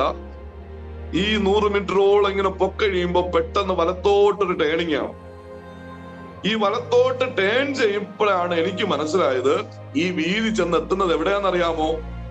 കത്തുന്ന അതിഭയാനകമായ നരകത്തിന്റെ വാതിൽ. ഈ വീതി കഴിഞ്ഞ് ടേണിംഗ് കഴിഞ്ഞ ഒരു വലിയ വാതിൽ, ആ വാതിലിന്റെ കട്ടള പോലെ തോന്നുന്ന ആ സ്ഥലമെല്ലാം തീ ഇങ്ങനെ കത്തി പടരുകയാണ്. ഈ കട്ടള പോലുള്ള ഭാഗം, അതായത് വാതിലിന്റെ ഭാഗം കഴിഞ്ഞ് താഴേക്ക് സ്റ്റെപ്പുകളാണ്. അങ്ങ് താഴേക്ക് ഈ സ്റ്റെപ്പ് ചെന്ന് ഇറങ്ങുന്നത് തീയിലേക്കാണ്. ഞാന് ആ വളവിൽ ചെന്ന് ഈ തീ കാണുന്നത് വരെയും എനിക്ക് അറിയത്തില്ലല്ലോ അതിനപ്പുറം എന്താന്നുള്ളത്. ഞാൻ ഭയങ്കര ഭംഗിയായിട്ട് അങ്ങ് പോവുകയാ. ഞാൻ പെട്ടെന്ന് ഇങ്ങനെ വളവ് കഴിഞ്ഞ് ഞാൻ ഇങ്ങോട്ട് നോക്കിയപ്പോ കണ്ട തീ കണ്ടത് ഞാനിങ്ങനെ അറച്ചു. അതായത് ഞാൻ തെരഞ്ഞെടുത്ത വഴി തീയാ. അപ്പൊ ഈ തീ കണ്ടത് ഞാൻ എന്ത് ചെയ്യുന്നറിയാമോ? ഞാൻ പുറകോട്ട് ഓടാൻ വേണ്ടി ശ്രമിച്ചു. എനിക്ക് പുറകോട്ട് ഓടാൻ കഴിയുന്നില്ല. എനിക്ക് ഒരു സ്റ്റെപ്പ് മുന്നോട്ട് വയ്ക്കാം, പുറകോട്ട് പോകത്തില്ല. മുന്നോട്ട് വയ്ക്കും തോറും ആ വഴി തീർന്നു വരികയാണ്. അതിഭയാനകമായിട്ട് എനിക്ക് തോന്നി. അതായത് ഞാൻ ഒരു സ്റ്റെപ്പ് മുന്നോട്ട് വയ്ക്കുന്നു, എനിക്ക് പുറകോട്ട് പറ്റുന്നില്ല, വഴിയില്ല. പുറകോട്ട് എല്ലാം അടഞ്ഞതുപോലെ, ഒരു ഭയങ്കരമായ ഭീമമായ മതിൽ പോലെ, എനിക്കൊന്നും ചെയ്യാൻ പറ്റാത്ത പോലെ, ഞാൻ വെറും ഒരു ബലഹീനനെ പോലെ എനിക്ക് തോന്നി. ഞാൻ എന്നോട് തന്നെ ചോദിച്ചു, എന്തുകൊണ്ടാണ് എനിക്ക് മുന്നോട്ട് പോകാൻ കഴിയും, പുറകോട്ട് പോകാൻ കഴിയുന്നില്ല? അപ്പോൾ എന്നെ ഇതുവരെ കൊണ്ടുവരാൻ ഏൽപ്പിച്ച ഒരു ദൂതൻ എന്റെ അടുത്ത് നിൽപ്പുണ്ട്. ആ ദൂതൻ പറഞ്ഞു, നീ തെരഞ്ഞെടുത്ത വഴി ഏത് വഴിയാ? ഈ വഴിയാ, മരണത്തിന്റെ വഴിയാ, ജീവന്റെ വഴിയല്ല. അതുകൊണ്ട് എന്ത് ചെയ്യുക? നീ ചെന്നങ്ങ് ഇറങ്ങിക്കൊള്ളുക. ഞാൻ വീണ്ടും തീയിലേക്ക് നോക്കി. പ്രിയപ്പെട്ട ദൈവമക്കളെ, ആ തീയിലേക്ക് ഞാൻ ഒന്നുകൂടെ നോക്കി. ഈ ലോകത്തിലെ ചപ്പും ചവറും തടികളും വിറകുകളും എല്ലാം ഇട്ട് കത്തിച്ചാലും, ഈ ലോകത്തിലെ മുഴുവൻ ചവറുകളുടെയും വിറകളുടെയും കാര്യമാണ് പറയുന്നത്, ആ തീയുടെ ഒരംശം പോലും മരത്തില്ല. സമുദ്രത്തിൽ വെള്ളം ഇളകി മറിയുന്നത് പോലെ ആ തീ ഭയാനകമായി വലിയൊരു തീക്കടല. നമുക്ക് എണ്ണി തീർക്കാൻ പറ്റത്തില്ല അതിന്റെ വലിപ്പം. എത്ര ചതുശ്ര കിലോമീറ്റർ ഉണ്ടത്, അത്രയ്ക്കും ഭയാനകമായ വലിപ്പമുള്ള തീ കൊണ്ട് ഇങ്ങനെ വെള്ളം പോലെ തീ മറിയുന്ന സ്ഥലം ഞാൻ കണ്ടപ്പോൾ ഞാൻ ഭയങ്കരമായിട്ട് നിലവിളിച്ചു. എന്റെ ജീവിതത്തിൽ അന്ന് വരെ ഞാൻ വിളിച്ചിട്ടില്ല ഇതുകൂടെ നിലവിളി. ഞാനിപ്പോൾ ഇരിക്കുന്ന റൂമോ, നമ്മളൊരു ഭൂമിയിൽ ഒരു പരിസ്ഥിതിയിൽ നിന്ന് നമ്മൾ നിലവിളിച്ചു കഴിഞ്ഞാൽ ചിലപ്പോ ഒരു 10-20 മീറ്ററോ 200 മീറ്ററോ കേൾക്കും. പക്ഷെ ഞാൻ അവിടെ നിലവിളിച്ചപ്പോൾ എനിക്ക് മാത്രമേ കേൾക്കാവൂ. അത്രയ്ക്കും ഭയാനകമായ പാതാളത്തിലെ അതിവിശാലമായ സ്ഥലം. ഒരു എക്ക് പോലും തിരിച്ചടിക്കുന്നില്ല. എനിക്ക് മാത്രം എന്റെ നിലവിളി കേൾക്കാവൂ. എന്നെ കേൾക്കാൻ അവിടെ ആരുമില്ല. ഞാൻ ഭയങ്കരമായി കരഞ്ഞു. ഞാൻ പറഞ്ഞു, ദൈവമേ, എനിക്ക് ഒരവസരം തരുമോ? ഈ നരകത്തിലേക്ക് ഇത്രയും ഭയാനകമായ തീയാണോ? ഇത്രയും ഭയാനകമായ തീയാണോ? ബൈബിൾ പറയുന്നതെല്ലാം സത്യമാണോ? ഈ ഭയാനകമായ തീയിൽ ഒരു സെക്കൻഡ് ഞാൻ എങ്ങനെ ചെലവഴിക്കും? ഒരു മിനിറ്റ് ഞാൻ എങ്ങനെ ചെലവഴിക്കും? കർത്താവേ, എന്നോട് മനസ്സലിയണമേ എന്ന് ഞാൻ നിലവിളിച്ചു. ഞാൻ അതിഭയങ്കരമായി നിലവിളിക്കുക. കാരണം ഇതെന്റെ ജീവിതത്തിലെ അവസാന ചോയ്സ്. ഇനി എനിക്ക് വേറെ ഓപ്ഷൻ ഇല്ല. തീയിലേക്ക് പോയേ പറ്റുള്ളൂ. ഞാൻ ദൂതനോട് ചോദിച്ചപ്പോ ദൂതൻ പറഞ്ഞു, നീ മരിച്ചു വന്നിരിക്കുക. നിന്റെ ശരീരം അഴുകിപ്പോയിട്ട് നിന്റെ ആത്മാവിടെ വന്നിരിക്കുക. ഇനി നിനക്ക് ജീവനിലേക്ക് പോവുക അസാധ്യമാണ്. അതുകൊണ്ടാണ് നിനക്ക് പുറകോട്ട് പോകാൻ കഴിയാത്തത്. ഞാൻ അതിഭയങ്കരമായി വീണ്ടും നിലവിളിച്ചു. അതിഭയങ്കരമായി ഞാൻ വീണ്ടും നിലവിളിച്ചു. നീണ്ട 20 മിനിറ്റുകളുടെ നിലവിളിക്ക് ശേഷം, നമ്മള് നാടൻ ഭാഷ പറയില്ലേ, വിളിച്ച് തൊണ്ടയിൽ വെള്ളം പറ്റിയെന്ന്. വിളിച്ച് എനിക്ക് എത്രത്തോളം അവിടെ നിലവിളിക്കാൻ പറ്റും അതിന്റെ ഉച്ചസ്ഥായിലെത്തി. എനിക്കിനി നിലവിളിക്കാൻ പറ്റില്ല എന്ന അവസ്ഥ വന്നപ്പോ ഞാൻ കണ്ണു തുറന്നു. ഞാൻ എന്റെ വീട്ടിൽ പ്രാർത്ഥിച്ചുകൊണ്ടിരിക്കുക. പ്രിയപ്പെട്ട ദൈവമക്കളെ, ഞാൻ പ്രാർത്ഥിച്ചുകൊണ്ടിരിക്കുക. എനിക്ക് വിശ്വസിക്കാൻ പറ്റിയില്ല. ഞാൻ പ്രാർത്ഥിച്ചുകൊണ്ടിരിക്കുകയെന്ന്. ഞാൻ തപ്പി നോക്കി, തറയെല്ലാം തപ്പി നോക്കുക. മുട്ടിമേലിരിക്കുക, ഞാൻ പായലിരിക്കുക. ഞാൻ നോക്കിയപ്പോ പായാണ്. എനിക്ക് വിശ്വസിക്കാൻ പറ്റിയില്ല. ഞാൻ അപ്പുറം ഇപ്പുറം നോക്കിയപ്പോ അടുക്കളയിൽ മമ്മിയുണ്ട്, ശബ്ദം കേൾക്കുന്നു. പുറത്ത് ഫാദർ എന്തോ ജോലി ചെയ്യുന്നു. നമ്മുടെ മുറ്റത്തായിട്ട് വിറക് അടുക്കുവോ എന്തോ ചെയ്യുന്നു, ശബ്ദം കേൾക്കുക. എന്നിട്ടും എനിക്ക് വിശ്വസിക്കാൻ പറ്റിയില്ല. ഞാൻ പെട്ടെന്ന് എന്റെ കൈകളിലേക്ക് നോക്കിയപ്പോ എന്റെ കയ്യിൽ മുഴുവൻ തീവൊക്കെയാണ്. പ്രിയപ്പെട്ട ദൈവമക്കളെ, നമ്മൾ തീയിട്ട വിറക്, പണ്ടൊക്കെ കല്യാണ വീടുകളിലാണോ തീവൊക്കെ നമുക്ക് ഒത്തിരി അനുഭവിക്കാൻ പറ്റുന്നത്. ഈ തീ ആഹാര ഭക്ഷണം ഉണ്ടാക്കുന്ന ആ ഭാഗത്ത് എവിടെയെങ്കിലും പോയാൽ ആ വിറകിന്റെ ചൂട് ദേഹത്തടിക്കത്തില്ല. ഞാൻ നോക്കിയപ്പോ എന്റെ 2 കൈയിലും ശരീരത്തിലെല്ലാം ഞാൻ ചൂട് തീയുടെ അടുത്ത് നിന്നപ്പോൾ എന്റെ ശരീരത്തില് ആ തീയുടെ വെക്കെന്ന് പറയും. വെക്കെന്ന് നമ്മുടെ മലയാളം നാടൻ ഭാഷ പറയുന്നു. പക്ഷെ ആ തീയുടെ ചായ്വ്, തീയുടെ ചൂട് എന്റെ ശരീരത്തിൽ നിൽക്കുക. ഞാൻ വിറയ്ക്കാൻ തുടങ്ങി. ഞാൻ മരണഭയത്തോടെ വിറയ്ക്കാൻ തുടങ്ങി. ഞാൻ ഭൂമിയിലേക്ക് ഒന്നുകൂടെ നോക്കി, മരങ്ങളൊക്കെ നോക്കി. എനിക്ക് വിശ്വസിക്കാൻ പറ്റില്ല ഞാനിപ്പോ ഭൂമിയിലാണെന്ന കാര്യം. അത്രയ്ക്കും റിയൽ ആയിരുന്നു. ഇതൊരു സ്വപ്നമല്ലായിരുന്നു. ദൈവം എന്നെ നരകത്തിന്റെ വാതിൽ വരെ കൊണ്ടുപോയതായിരുന്നു. ഞാൻ ദൈവത്തോട് പ്രാർത്ഥിച്ചു, കർത്താവ്, എന്തുകൊണ്ടാണ് ഞാൻ തെരഞ്ഞെടുത്ത ഈ വിശ്വാസ വഴി ജീവന്റെ വഴി ആകാത്തത്? ഞാൻ ദൈവത്തോട് ചോദിച്ചു, കർത്താവ്, എന്തുകൊണ്ടാണ് ഞാൻ തെരഞ്ഞെടുത്ത ഈ വിശ്വാസത്തിന്റെ വഴി ജീവന്റെ പാതയാകാതെ എന്തുകൊണ്ടാണ് ഇത് നരകത്തിന്റെ പാതയായത്? എനിക്ക് അറിയത്തില്ല. പക്ഷെ എവിടെ എനിക്ക് വീഴ്ച സംഭവിച്ചത്, എവിടെ എനിക്ക് തോൽവി സംഭവിച്ചത്? കർത്താവ്, ഇങ്ങനെ പോയിട്ട് എന്ത് ശുശ്രൂഷ ചെയ്തിട്ടും എങ്ങനെ പ്രവർത്തിച്ചിട്ടും കാര്യമില്ലല്ലോ. ഞാൻ എന്താ ചെയ്യേണ്ട കർത്താവേ എന്ന് ദൈവത്തോട് ചോദിച്ചു. ഏകദേശം എന്റെ ഓർമ്മ ശരിയാണെങ്കിൽ 1/2 മണിക്കൂർ ഞാൻ പ്രാർത്ഥിച്ചിട്ടുണ്ടാവും. ഞാൻ പറയണം, അപ്പച്ച, ഇനി എനിക്ക് തോൽവി വരല്ലേ. എന്റെ വഴി ജീവന്റെ വഴി മാത്രമേ ആകാവൂ. എന്നെ പഠിപ്പിക്കണമേ എന്ന് ഞാൻ വളരെ വേദനയോടെ ആ നരകത്തിന്റെ ആ കാഴ്ച എന്റെ മനസ്സിൽ ഇങ്ങനെ തിങ്ങി നിൽക്കുക. ഞാൻ ദൈവത്തോട് പ്രാർത്ഥിച്ചത്, നരകത്തില് ആ വാതിൽ നിന്നപ്പോൾ ഞാൻ പ്രാർത്ഥിച്ച ഒരു പ്രാർത്ഥന, കർത്താവേ, എന്നെ അടിച്ചവർ, ഉപദ്രവിച്ചവർ, എന്നെ പീഡിപ്പിച്ചവർ, എന്നെ വഞ്ചിച്ചവർ ഒറ്റ മനുഷ്യരും ഈ നരകവാതിൽ വരല്ലേ. അത്രത്തോളം ഭയാനകം,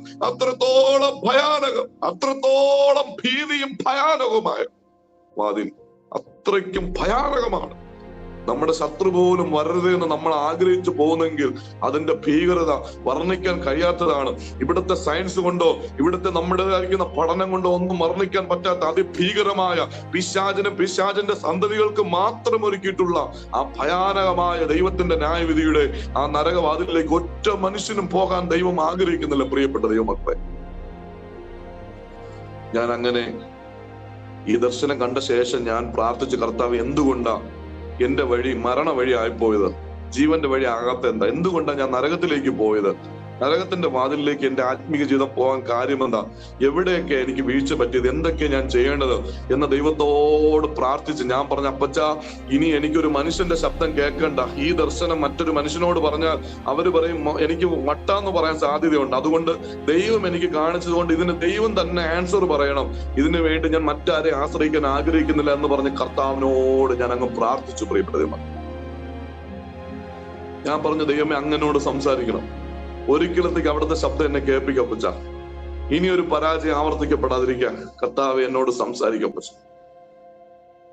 എന്റെ എളിയ യാചന ദൈവം കേട്ടു. പ്രിയപ്പെട്ട ദൈവമക്കളെ, ദൈവം എന്നോട് ചോദിച്ച ഒന്നാമത്തെ ചോദ്യം, ഞാൻ ചോദിച്ചു, കർത്താവ് എന്തുകൊണ്ട് എന്ന് ചോദിച്ചു. എന്തുകൊണ്ട് ഞാൻ നരകത്തിന്റെ വാതിലിൽ പോയപ്പച്ച, എന്നോട് പറയപ്പച്ച, എനിക്ക് വേറെ ആരുമില്ലപ്പച്ച പറഞ്ഞു തരാം. ഞാൻ ഇനിയും അതുവഴി പോകണമെന്ന് ആഗ്രഹിക്കുന്നില്ല.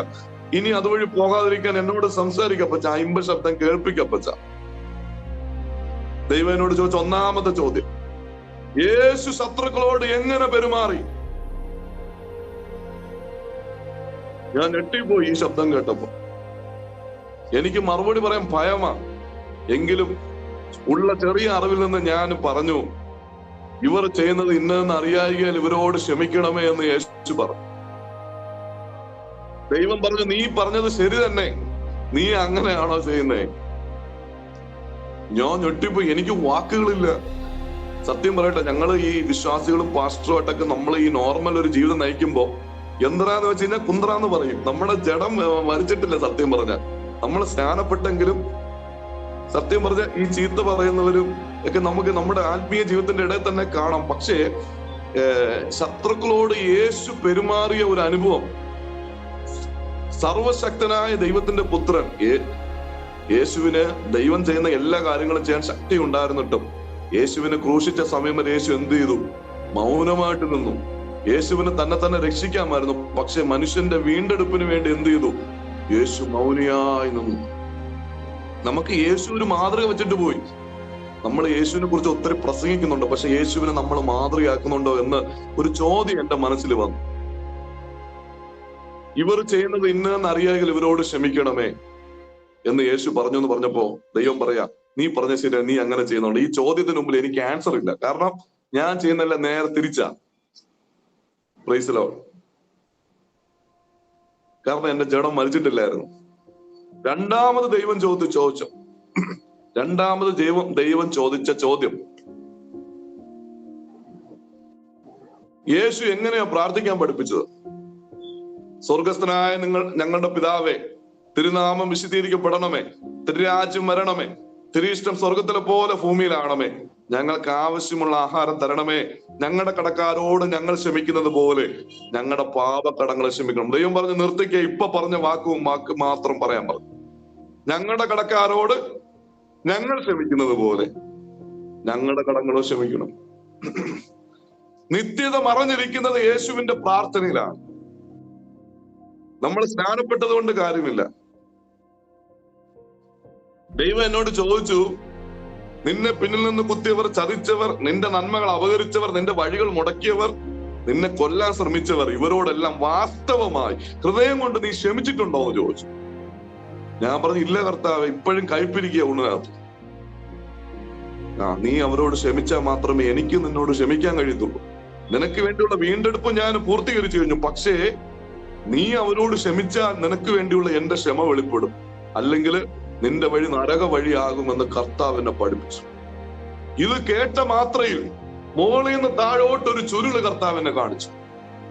ഒന്നാമത്തെ വ്യക്തി, എന്റെ ഒന്നാമത്തെ ശത്രു, ഏകദേശം 20ഓളം പേരുടെ പേര്.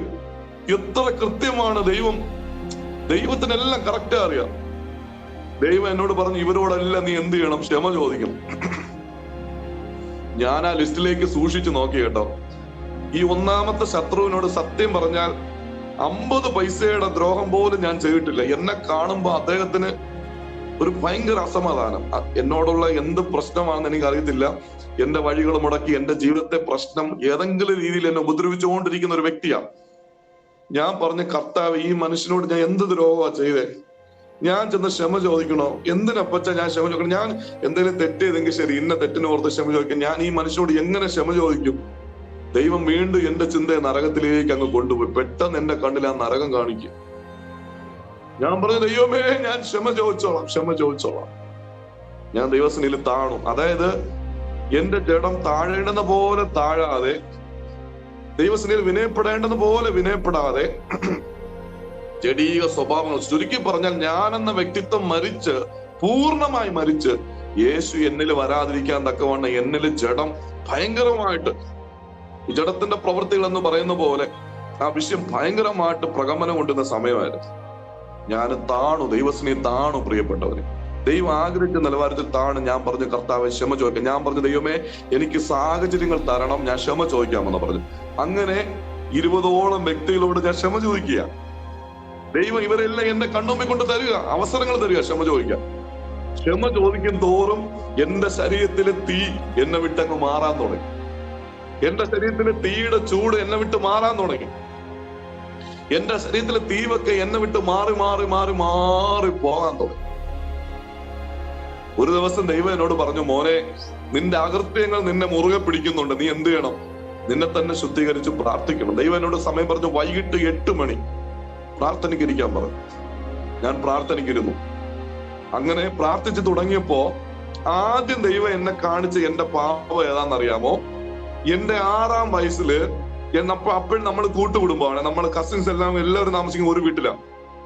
എന്റെ മാമന്റെ കുഞ്ഞ്, അതായത് എന്റെ അമ്മയുടെ സഹോദരന്റെ കുഞ്ഞ് തൊട്ടില് കെട്ടി 6 മാസം ആയതേ ഉള്ളൂ. ഇവനെ തൊട്ടില് കെട്ടി അന്ന് സാരി കൊണ്ടൊക്കെ തൊട്ടില് കെട്ടും, ഇങ്ങനെ ഇട്ടിരിക്കുക.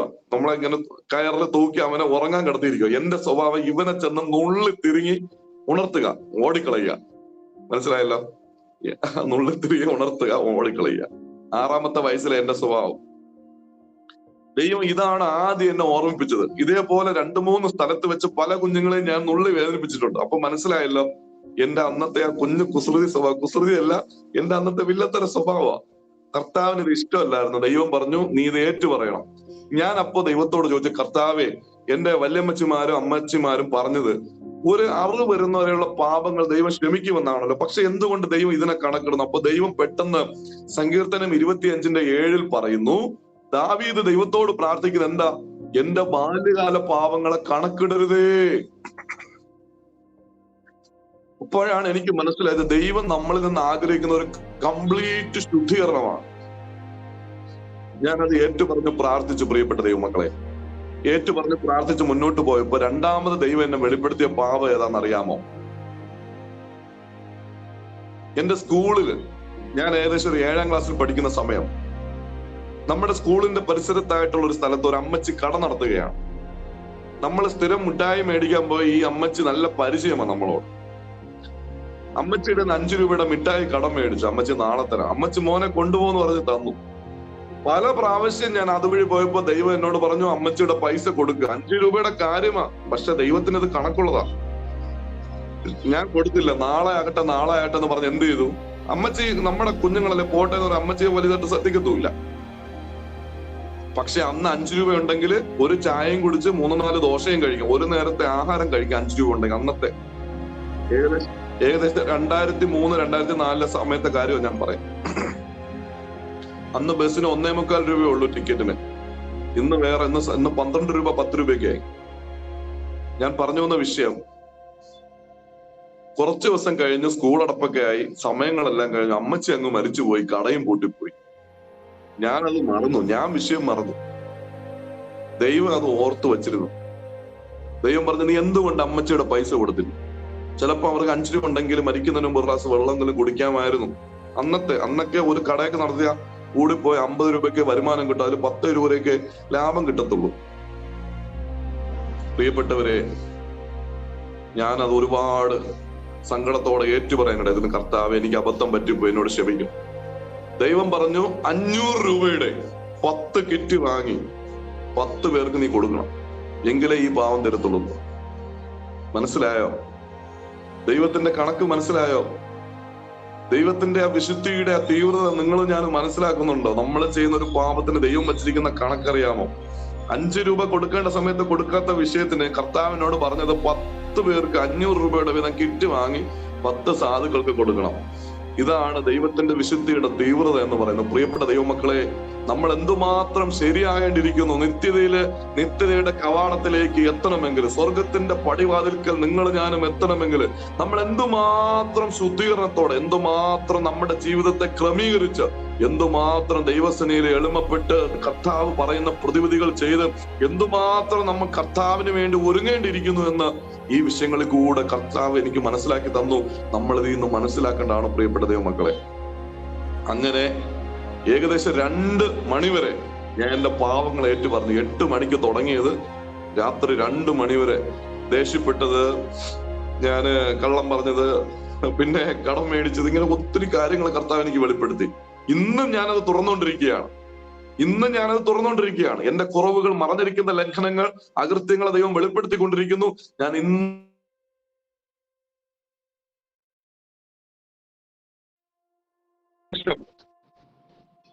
എനിക്ക് എന്റെ വാക്കുകളെ സൂക്ഷിക്കാത്ത ഒരു പ്രശ്നം എനിക്കുണ്ടായിരുന്നു. ഞാൻ ചിലപ്പോ 2 വാക്ക് പറയേണ്ടടുത്ത് 4 വാക്ക് പറയും. ചില കാര്യങ്ങൾ ഞാൻ അതിർവരമ്പ് വയ്ക്കാറില്ല. കർത്താവിന്റെ വചനം പറയുന്ന വാക്കുകളുടെ പെരുപ്പത്താൽ ലംഘനം ഉണ്ടാകുന്നു. നമ്മുടെ ദൈവത്തിൽ നിന്ന് തെറ്റിപ്പോകാൻ പോലും വാക്കുകൾ വളരെ പ്രാധാന്യമുള്ളതാണ്. നമ്മുടെ വാക്കുകളെ സൂക്ഷിക്കേണ്ടത്. അങ്ങനെ പെട്ടെന്നൊരു ദിവസം എങ്ങനെയോ അറിയത്തില്ല, എന്റെ പ്രാർത്ഥന കുറവ് കൊണ്ടാണ് എങ്ങനെയെന്ന് അറിയത്തില്ല, ഞാനൊരു ദിവസം ഇങ്ങനെ കഴക്കൂട്ട ജംഗ്ഷനിലേക്ക് പോയപ്പോൾ പെട്ടെന്നൊരു വണ്ടി എനിക്കെതിരെ വരികയാണ്. ഞാൻ ആ വണ്ടിയിൽ ചെന്ന് ഇടിച്ച് എന്റെ കവിളിന്റെ ഈ ഭാഗം മുതൽ ഇതുവരെയും കീറിപ്പോയി. എന്റെ ഹെൽമെറ്റ് അതിലിടിച്ചിട്ട് എന്റെ ഹെൽമെറ്റിന്റെ വൈസർ കൊണ്ട് എന്റെ ഇവിടെ മുതൽ ഇതുവരെയും. എല്ലാ ദിവസവും കണ്ണാടിയിൽ നോക്കുമ്പോൾ കർത്താവ് എന്നെ ഓർമ്മിപ്പിക്കുന്നത് ജീവിതം ക്ഷണികമാണ്, അല്പകാലത്തേക്ക് വേണ്ടി മാത്രമുള്ള ജീവിതമാണ്. ജീവിതത്തെ സൂക്ഷിക്കുക, വാക്കുകളെ സൂക്ഷിക്കുക. ഞാൻ ഓരോ ദിവസവും കണ്ണാടി നോക്കുമ്പോൾ ഞാൻ ദൈവത്തെ ഭയപ്പെടുകയാണ്. ദൈവം എന്നെ സ്നേഹിച്ചത് കൊണ്ട്, കർത്താവ് എന്നെ സ്നേഹിച്ചത് കൊണ്ട്, എന്നെ നിത്യതയിൽ കൊണ്ടുപോകണമെന്ന് യേശു ആഗ്രഹിച്ചത് കൊണ്ട് എനിക്ക് കിട്ടേണ്ട സമയത്തെല്ലാം ബാലശിക്ഷ. ഒരു അമ്മ, ഒരപ്പൻ ഒരു കുഞ്ഞിനെ സൂക്ഷ്മതയോടെ തല്ലി അവനെ തെറ്റായ വഴികളിൽ നിന്ന് വേർപിടിവിച്ച് അവൻ നല്ലതായി തീർന്നുമെന്ന് ആഗ്രഹിക്കുന്നത് പോലെ എന്നെ കർത്താവ് പണിഞ്ഞു കൊണ്ടുവരിക. ഇതിനിടയിൽ ഒരുപാട് സാക്ഷ്യങ്ങൾ പറയാനുണ്ട്. പക്ഷെ ഏറ്റവും പ്രാധാന്യം അർഹിക്കുന്നത് ഈ സാക്ഷ്യമായതുകൊണ്ട് പ്രിയപ്പെട്ട ദൈവമക്കളെ, എന്നെ കർത്താവ് അനുദിനം ശുദ്ധീകരിക്കുകയാണ്. ഓരോ ദിവസവും ദൈവം എന്നെ പണിയാണ്. പ്രിയപ്പെട്ട ദൈവമക്കളെ, നമ്മള് ദൈവം സ്നേഹിക്കുന്നത് കൊണ്ട് ദൈവം നമ്മൾ ഓരോ ദിവസവും പണിഞ്ഞ് കർത്താവിനോട് അടുപ്പിച്ചുകൊണ്ടിരിക്കുന്നത്. ഞാൻ പറയപ്പെട്ട വിഷയം, ഞങ്ങളുടെ വല്യപ്പച്ചൻ, ഞങ്ങളുടെ പപ്പ അമ്മ, ഞങ്ങളൊക്കെ CSC ബാക്ക്ഗ്രൗണ്ടിലേക്ക് കൺവേർട്ട് ആയിട്ട്, അതായത് LMSന്റെ ആ കൺവേർഷൻ നടന്ന സമയത്ത് ലണ്ടൻ മിഷൻ സൊസൈറ്റി വന്നിട്ട് നാടാർ കമ്മ്യൂണിറ്റി എല്ലാം ഒരു പകുതി ആളുകളോളം ക്രിസ്ത്യനായിട്ടൊക്കെ മാറിയ സമയത്ത് നമ്മൾ ക്രിസ്ത്യൻസ് ആയി. അങ്ങനെ ഞങ്ങളൊരു CSI വിഭാഗത്തിലായിരുന്നു ഞങ്ങൾ പൊയ്ക്കൊണ്ടിരുന്നത്. എന്റെ ഏകദേശം ഞാനൊരു 6-7 ക്ലാസ്സിൽ പഠിക്കുന്ന സമയത്താണ് എന്റെ പാരന്റ്സ് രക്ഷിക്കപ്പെടുന്നത്. അതിനുശേഷമാണ് ഞാൻ 10ാം ക്ലാസ്സിൽ പഠിക്കുമ്പോൾ ഞാനും രക്ഷിക്കപ്പെട്ട് സെമിനാരിയിലേക്ക് പോയി. ഞാൻ സ്നാനപ്പെട്ട്, ഞാൻ സെമിനാരി ഇപ്പോൾ 1 വർഷം കഴിഞ്ഞപ്പോൾ ഞാൻ സ്നാനപ്പെട്ടു. ഇതുവരെയും കർത്താവ് കൊണ്ടുവന്നു. ഞങ്ങളുടെ പൂർവ്വപിതാക്കന്മാരുടെ, അതായത് ഞങ്ങളുടെ വല്യമ്മച്ചിയുടെ പിന്നാം തലമുറക്കാരെല്ലാം ഹിന്ദുക്കളായിരുന്നു. അതുകൊണ്ടാണ് എന്റെ പേര് പ്രവീൺ എന്ന പേരിൽ ഇട്ടത്. എന്റെ മമ്മിയുടെ പേര് സുമംഗല എന്നാണ് അമ്മയുടെ പേര്. ഞാൻ പറഞ്ഞു വന്ന വിഷയം എന്ന് പറഞ്ഞു കഴിഞ്ഞാൽ, വലിയൊരു പാരമ്പര്യത്തിൽ നിന്ന് ഒരിക്കലും തിരിച്ചു കയറി വരാത്ത ദുർഗന്ധങ്ങൾ നിറഞ്ഞ പാപചേറ്റിൽ നിന്നതാണ് കർത്താവ് എന്നെ വീണ്ടെടുത്തത്, എന്നെ വിളിച്ചു വേദനിച്ചത്. എന്റെ പാരമ്പര്യത്തെ കുറിച്ച് ദൈവം എനിക്ക് തന്ന ഒരു കാഴ്ച ഇങ്ങനെയാണ്. ഞാന് ഇങ്ങനെ നീന്തി വരികയാണ്. വെള്ളത്തിൽ നീന്തുന്നത് പോലെ ഞാൻ നീന്തി കയറാൻ ശ്രമിക്കുന്നു. പക്ഷെ വെള്ളമാണല്ലോ ജലാശയം. പക്ഷെ ഞാൻ നീന്തി കയറാൻ ശ്രമിക്കുന്നത് പാമ്പുകളാൽ നിറയപ്പെട്ട സമുദ്രമാണ്. ഭയങ്കരമായ പാമ്പ്. ഞാൻ ഒരിക്കൽ ഇങ്ങനെ നീന്തുമ്പോ തന്നെ എന്റെ പുറത്ത് 10,000 പാമ്പുകൾ വന്ന് വീഴുന്ന തരം ഭയങ്കരമായ പാമ്പുകളാൽ നിറയപ്പെട്ട ഒരു പാരമ്പര്യത്തിൽ നിന്നാണ് കർത്താവ് എന്നെ കോരിയെടുത്തത്. ഞാന് ദൈവഭാഗത്തേക്ക് നിൽക്കരുതെന്ന് പിശാച് ഭയങ്കരമായിട്ട് ആഗ്രഹിച്ചു. എന്നെ ഏതെല്ലാം രീതിയിൽ തകർക്കാമോ, ഏതെല്ലാം രീതിയിൽ പ്രലോഭിപ്പിക്കാമോ, ഏതെല്ലാം രീതിയിൽ മോഹിപ്പിച്ച് ലോകത്തിലേക്ക് കൊണ്ടുപോകാമോ, ഏതെല്ലാം രീതിയിൽ ദൈവസേനയിൽ അടുത്തു വരാതിരിക്കാമോ, ആകുന്ന ശ്രമങ്ങളെല്ലാം ശ്രമിച്ചു. പലപ്പോഴും പരാജയം വന്നുപോയിട്ടുണ്ട്, പലപ്പോഴും വീഴ്ചകളെല്ലാം വന്നുപോയിട്ടുണ്ട്. പക്ഷെ അവിടെ എല്ലാം കർത്താവ് താങ്ങി. എന്നെ സ്നേഹിച്ചത് കൊണ്ട് എന്നെ ദൈവം മാറോടണച്ച് അനേക കഷ്ടങ്ങളിൽ കൂടെ കടക്കേണ്ടി വന്നെങ്കിലും അവിടെ നിന്നെല്ലാം ദൈവം അനർത്ഥങ്ങൾ വ്യസനത്തിന് കാരണമാക്കി കർത്താവ് മാറ്റാതെ കൂടാതെ നീക്കുപോക്കുകൾ തന്ന കർത്താവിനെ സ്നേഹിച്ച് കർത്താവിന്റെ കൃപയിൽ ആശ്രയിച്ച് ഓരോ ദിവസവും ഭംഗിയായ ക്ഷേമത്തോടെ അന്നു വേണ്ടുന്ന ആഹാര വസ്ത്രാദി പാർപ്പിടാതി നന്മകളെല്ലാം തന്ന് ദൈവാനുദിനം ക്ഷേമത്തോടെ എന്നെ കൊണ്ടുവന്നുകൊണ്ടിരിക്കുക. പ്രിയപ്പെട്ട ദൈവമക്കളെ, എന്റെ സാക്ഷ്യത്തിന്റെ അനുഭവത്തിൽ നിന്ന് നിങ്ങളോട് ഒരു വാക്ക് പറഞ്ഞുകൊള്ളട്ടെ. ജീവിതത്തിലെ കഷ്ടങ്ങൾ വരുമ്പോൾ പതറിപ്പോകല്ല്. ദൈവം നമ്മെ ബാലശിക്ഷ തരുമ്പോൾ നമ്മൾ വേദനിച്ചു പോകല്ല്. നമ്മൾ നരകത്തിലേക്ക് പോകാതിരിപ്പാൻ, നമ്മുടെ ആത്മാവ് നിത്യതയിൽ വിശ്രമിക്കുവാൻ, അതായത് നമ്മൾ ഈ ലോകത്തിലെ ജീവിതത്തിന് ശേഷം നിത്യത എന്ന് പറയുന്ന കർത്താവ് നമുക്ക് വേണ്ടി കരുതിയ ആ സ്വർഗത്തിലേക്ക് പോയി കുഞ്ഞാട്ടിനെ നമുക്ക് കാണുവാൻ, കുഞ്ഞാട്ടിന് മുമ്പിൽ കുരുത്തോല പിടിച്ച് ഓശാന പാടുന്ന ആ വലിയ ജനക്കൂട്ടത്തിന്റെ മുൻനിരയിൽ നിങ്ങൾ ഞാനും കാണപ്പെടുവാൻ ദൈവം നമ്മെ സ്നേഹിക്കുന്നത് കൊണ്ടാണ് ചില കഷ്ടതകൾ ഈ ലോകത്ത് അനുഭവിക്കുന്നത്. ഒരിക്കലും ഈ ലോകത്തിലേക്ക് നമ്മൾ പോകരുത്. ഒരിക്കലും ഈ ലോകത്തിന്റെ ചിന്തകളിലേക്ക്, ലോകത്തിന്റെ പ്രലോഭനങ്ങളിലേക്ക് നമ്മുടെ ചിന്തകളെ വിട്ടുകൊടുക്കരുത്. ഹല്ലേലൂയ. പ്രിയപ്പെട്ട ദൈവമക്കളെ, നമ്മുടെ പാപത്തിന്റെ വഴികളെല്ലാം വിട്ട് ദൈവം നമ്മെ സ്നേഹിക്കുന്നത് കൊണ്ട്, ദൈവത്തിന് നമ്മളെ കുറിച്ച് വലിയൊരു ഉദ്ദേശമുള്ളത് കൊണ്ട്, ദൈവത്തിന് നമ്മളെ കുറിച്ച് വലിയൊരു പദ്ധതി ഉള്ളത് കൊണ്ട് എപ്പോഴും പ്രിയപ്പെട്ട ദൈവമക്കളെ, നമ്മൾ കർത്താവിന്റെ ഇഷ്ടം മാത്രം ചെയ്ത് ദൈവത്തിന്റെ ഇഷ്ടം പ്രവർത്തിച്ച് കർത്താവിന് വേണ്ടി പ്രയോജനപ്പെടുവാൻ ദൈവം നിങ്ങളെ എന്നെ സഹായിക്കട്ടെ എന്ന് ഞാൻ വളരെ ആത്മാർത്ഥമായിട്ട് പ്രാർത്ഥിക്കുകയും ആഗ്രഹിക്കുകയും ചെയ്യുന്നു. നമുക്കൊരു വാക്ക് പ്രാർത്ഥിക്കാം. ഞങ്ങളെ സ്നേഹിക്കുന്ന ഞങ്ങളുടെ നല്ല ദൈവമേ, സ്വർഗത്തിലെ വാഴ്ത്തപ്പെട്ട നല്ല കർത്താവേ, ഈ അനുഗ്രഹമേറിയ നല്ല സമയത്തിനായിട്ട് ദൈവത്തെ സ്തുതിക്കുന്നു. ഇങ്ങനെ ഒരു സാക്ഷ്യം വെളിപ്പെടുത്തുവാൻ കർത്താവേ, ഇങ്ങനെ ഒരു അവസരം എളിയവന് ലഭിച്ചുവല്ലോ. അതിനുവേണ്ടി ഈ ഗ്രേസ് ടിവിനെ കർത്താവ് ദൈവമേ ഉപയോഗിച്ചുവല്ലോ. കർത്താവേ ദൈവമേ, ഈ ടിവിയുടെ എല്ലാ പ്രവർത്തനയും കർത്താവ് മാനിക്കണം. ഈ ശബ്ദം കേൾക്കുന്ന എല്ലാ കുഞ്ഞുങ്ങളെയും പിതാവിന്റെയും പുത്രന്റെയും പരിശുദ്ധാത്മാവിന്റെ നാമത്തിൽ സ്വർഗത്തിലെ ഭൂമിയിലെ സർവ്വവിധമായ ആത്മീക, ഭൗതിക, ശാരീരിക, മാനസിക, വൈകാരിക, സാമ്പത്തിക നന്മകളെ കൽപ്പിച്ചാക്കി നിറഞ്ഞ മനസ്സോടെ അനുഗ്രഹിച്ച് പ്രാർത്ഥിക്കുന്ന കർത്താവെ, നിത്യതയ്ക്ക് വേണ്ടി വലിയൊരു സമ്പാദ്യമായി അനേകർക്ക് വെളിച്ചമായി മാറുവാൻ, പാരമ്പര്യത്തിന്റെ കെട്ടുകളെ പിഴുതെറിഞ്ഞ് കർത്താവെ, ശത്രുവിന്റെ പദ്ധതികളെല്ലാം തൂത്തെറിഞ്ഞ് ദൈവമേ, സെരുബാബേൽ പർവ്വതങ്ങൾ സമഭൂമിയായി, ചെങ്കടൽ കീറി മുറിക്കപ്പെട്ട ദൈവമേ, പാരമ്പര്യ പഴക്കങ്ങൾ ചെന്ന എല്ലാ താമ്ര കഥകളും